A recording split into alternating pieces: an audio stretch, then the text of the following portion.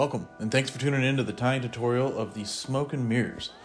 This bug is called the smoke and mirrors because it creates the illusion of a big-bodied forage species like a sculpin or a crawdad, but maintains the castability of a much smaller fly. And you'll see why in this video. We're using fish hunter marabou, UV polar chenille, UV ice dub, a little bucktail, Vivus 140 power thread. I'm doing this on a size 2 60-degree heavy wire hook with 3/16 sturdy dumbbells and a 5/32 nose cone.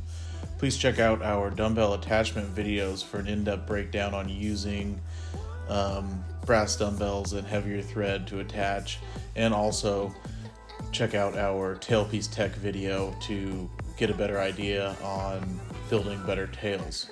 And that'll get you to this point. We're going to attach our tail using 1.5 inches of joint wire here with a single bead. We're looking for a short, stout profile, so one bead is all we need. We used a little thread bump at the bend of the hook before attaching that, and that is going to kick our joint up at a slight angle there, which you can see.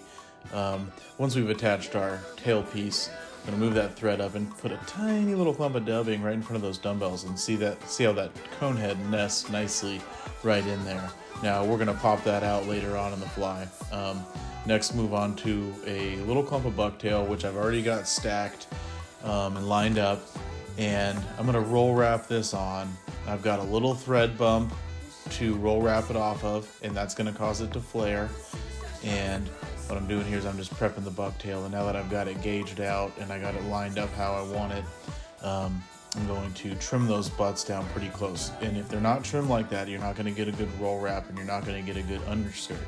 That underskirt is going to prevent fouling and also support the marabou and keep our big body profile intact without really adding any major bulk. In fact, we're technically adding a little bit of buoyancy, which allows the fly to move better in the water.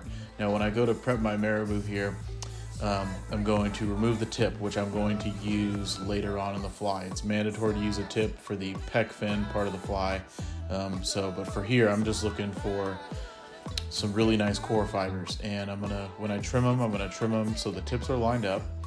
And I'm gonna put one little clump down here because this is going to be 2 clumps, and I'm going to throw it right down in front of me.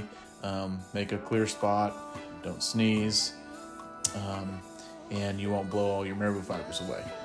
Take my second clump and just drop it right on top of this other one and pinch the whole lot and prepare to roll wrap, similar to how we did on the bucktail there. Marabou was a little easier to work with depending on what you got going on. But again, you got to trim those butts and just trust that you can lasso wrap them on there, and using your pointer and your thumb of your vice hand, roll wrap that marabou on there. And if it doesn't go on perfectly, just back a few thread wraps off just like I did there, and that'll get you that nice beautiful skirt. And again, we've added minimal bulk to this, keeping it casting accurately and well. This next chunk of polar chenille, like about 5 inches long, you don't want to run out.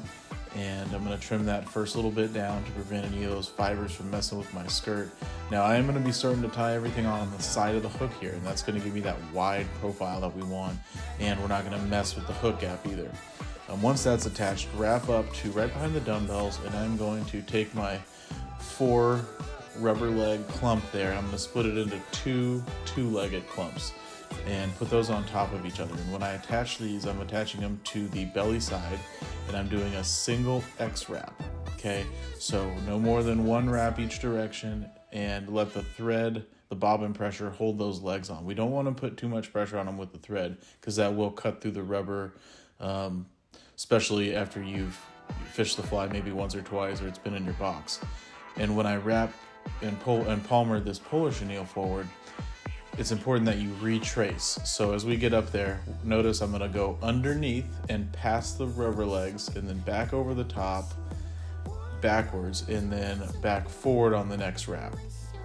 And tie your polar chenille off there, and you can pull any remaining fibers back to give you more body there and build yourself a nice thread bump. And here we go. I'm gonna part the polar chenille out, pull out any binded fibers or bound fibers, and I'm going to part it out sideways, and that's again going towards our sculpin profile. And I'm going to trim that polar chenille to again really build towards that sculpin profile. And it's amazing how if you trim it like this, it really likes to be like that. Even after a day or two of fishing, you'll notice it's going to maintain that shape. Not trimming your polar chenille fibers is just not conducive to castability, and throwing big sculpin flies all day is tough. Okay, now take your tip we trimmed out earlier, and we're going to gauge this out. This will take you a little bit, but we want it to basically be about a ½ inch longer than the way those rubber legs stick out. Now my first clump I'm going to tie in on the top of the hook on the, in this case, the camera side, and I'm going to pull it down forward and around the dumbbell and secure right in front of those rubber legs. And you'll notice that the rubber legs flare the marabou and allow them a little support there, but having that quill from the tip of the feather is what allows it to really stick out like that. It's very important you get that right, otherwise it'll just kind of go back. We're going to repeat this on the tire side here.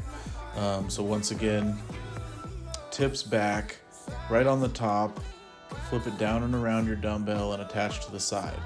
Now, getting this right, you can always undo your wraps and trim your marabou down, but if you trim your marabou too short, you will not be able to get the right portions.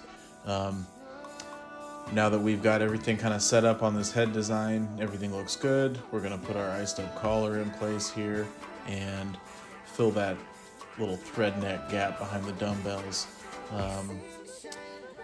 And now we've got a really good looking bug here. One of our best flies, kind of, honestly, this, especially in this dirty black color, one of our top sellers, and a fly that's put so many big trout in the boat for anglers of all skill levels.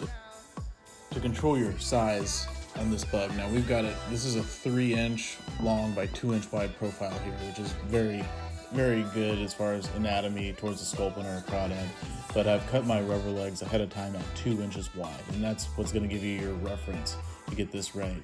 Now once you're gluing all this up, coat your dubbing, both the collar and the undernose, slide that cone up on there, it'll nest in there super tight.